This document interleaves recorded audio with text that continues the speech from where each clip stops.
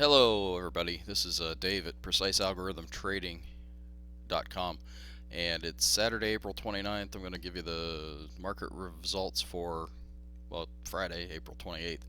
And actually, I'm going to point out somewhere where I think I made a mistake. So, and that's okay. I mean, I'm human just like anybody. So I'll point it out to you. I'll tell you my plan, and we'll go from there. But so the markets had this big pullback um, over on the right hand side where the crosshairs are, and I wish my cursor would show up on this video. I'm going to find a way to do that sometime.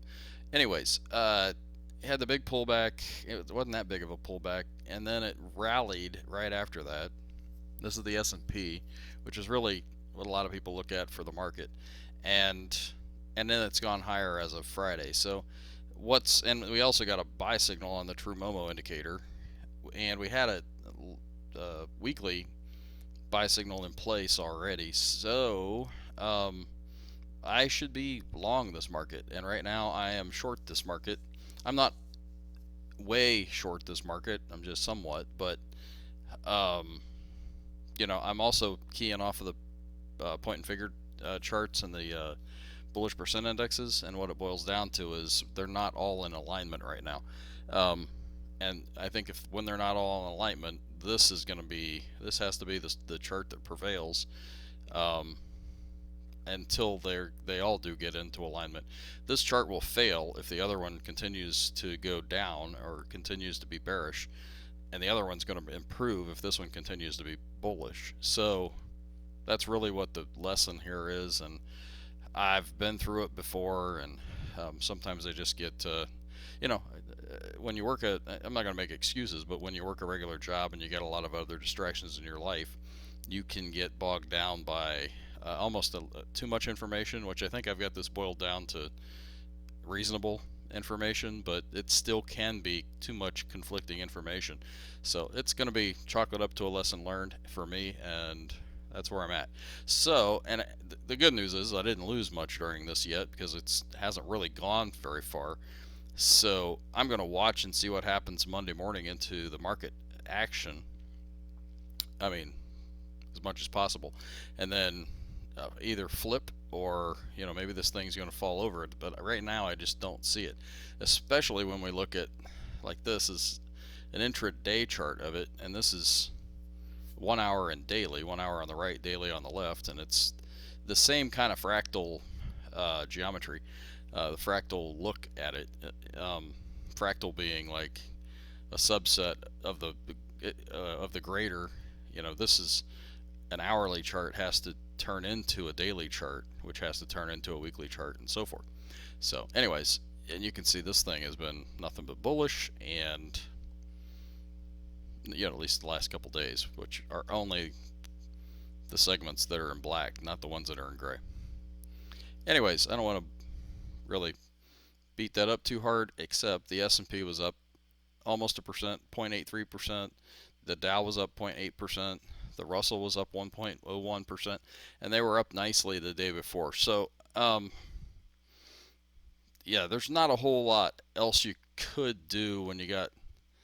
Although, yeah, when we got the sell signal, we'd have to sell. When we get the buy signal, we got to get back in, and that's part of it too. Is it doesn't cost anything to trade stock, so you don't really have to watch like commissions and stuff like you used to. But there's no reason not to get out and get back in again. There's another thing where you could get the sell signal, and there's no pivot to set here. You would have got stopped out if you would have set the pivot. So I don't have a great answer for that other than get out and get back in again.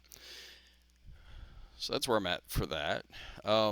The let's just pop over. The Russell is still negative on both time frames. The Dow is nice and strong, it looks like, and it has a recent buy signal on both time frames. The Nasdaq is buy signal on the daily time frame and a continued signal on the weekly.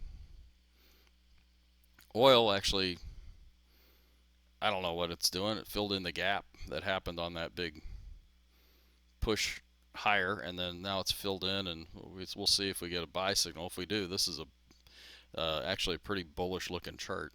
Not until we see the buy signal though. And bonds, uh, that's not an official buy signal yet, and we're still bearish on the weekly, so this is really just sideways right now. And that's probably good enough for now. That's the other thing is, like Apple. Uh, I'm still in Apple. It's got earnings, so I'm going to be having to make a decision on whether I stay in that or not. But that's part of why, I'm not that hurt, because I'm still in good stocks that are still in the uptrend and still having the buy signals. So, anyways, no, like I say, that is just what it is. I'm going to call it a lesson learned, and it's a time when the markets aren't as easy to trade as when you get a nice pullback into the lower reversal zone. We're getting these pullbacks and stuff that are in the upper reversal zone, which is a tougher thing to trade.